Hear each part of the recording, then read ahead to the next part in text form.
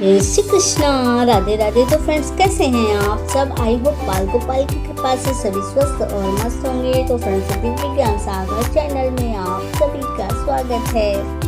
तो फ्रेंड्स, वैसाख का महीना खत्म हो चुका है, अब आ गया है चैत का महीना।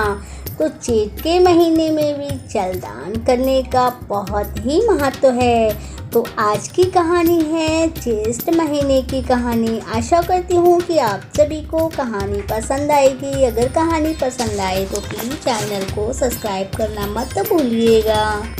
तो फ्रेंड्स, कथा कुछ इस प्रकार से है। एक गांव था जहाँ एक साहूकार और उसकी पत्नी रहते थे। साहूकार बहुत ही दयालु और धर्मात्मा किस्म का था। वह हमेशा दान पुण्य करता रहता था। उसकी पत्नी भी पूजा पाठ व्रत तप सभी कुछ बहुत ही जो कि निष्ठा के साथ करती थी। वहाँ वह दान पुण्य में दोनों पति पत्नी हमेशा लीन रहते थे। सभी दुखी लोगों की मदद करते थे। भगवान की कृपा से उनके पास सब कुछ था, किसी भी बात की कोई कमी नहीं थी। लेकिन उन दोनों को एक दुख था, उनके कोई संतान नहीं थी। घर एक जो कि उनके एक नौकर रहता था, जो उनके घर के सदस्य के जैसा ही था।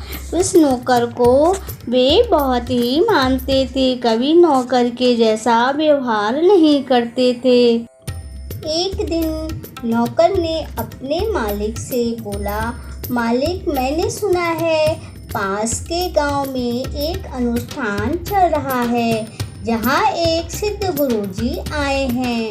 वह लोगों का भविष्य बता देते हैं। अगर मेरी माने तो एक बार उनके पास चलते हैं।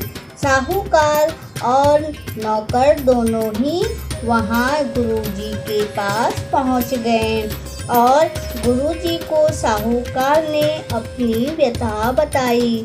भगवान की कृपा से हमारे पास सब कुछ है, लेकिन हमारे कोई औलाद नहीं है।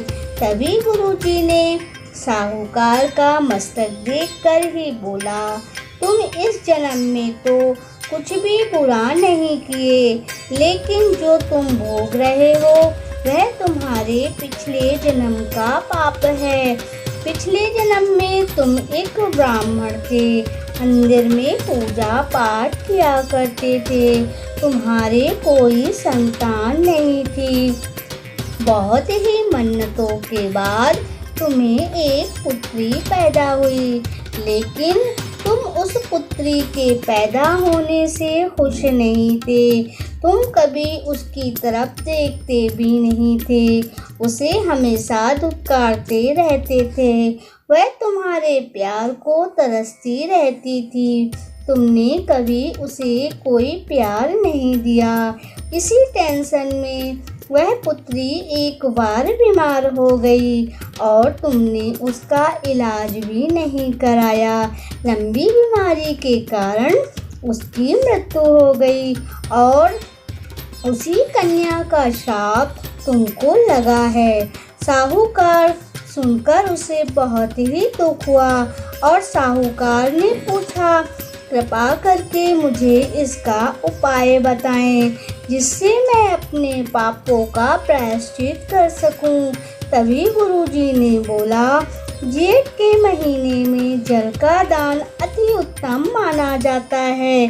तुम दोनों पति पत्नी को जेठ के महीने में जल का दान करना चाहिए। प्यासे इंसान को पानी पिलाना चाहिए, प्याऊ लगवाना चाहिए, पक्षियों को, पशु को, पेड़ को, सभी को पानी देना चाहिए। और दान पुण्य जेठ के महीने में अति उत्तम होता है। तुम यह कार्य करो, भगवान श्री हरि विष्णु की कृपा से तुम्हारे घर में संतान अवश्य ही होगी।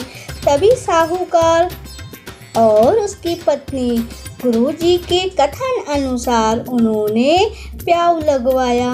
सभी जगह फल शरबत इन सब चीज़ की व्यवस्था करी, सभी जगह टेंट लगवा दिया और पानी फल शरबत इन सभी चीज़ का 24 घंटे जो कि उन्होंने दान करवाना शुरू कर दिया।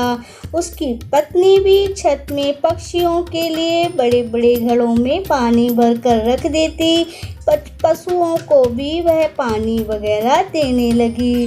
भगवान की कृपा से कुछ ही दिनों में उसके घर में एक सुंदर पुत्री का जन्म हुआ।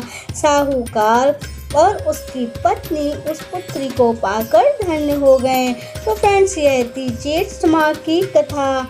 इस महीने में अगर आप प्याऊ लगवाते हैं, प्यासे व्यक्तियों को पानी देते हैं, पक्षी को, पशुओं को, पेड़ को, सभी को पानी की सभी के लिए व्यवस्था करते हैं, दान पुण्य करते हैं, तो भगवान श्री हरि विष्णु की कृपा प्राप्त होती है। तो फ्रेंड्स, आशा करती हूँ कि आप सभी को ये ज्येष्ठ मास की कथा अवश्य ही पसंद आई होगी।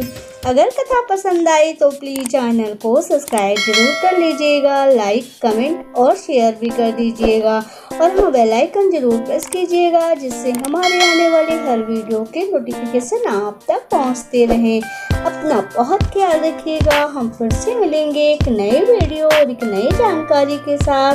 तब तक के लिए जय श्री कृष्णा, राधे राधे।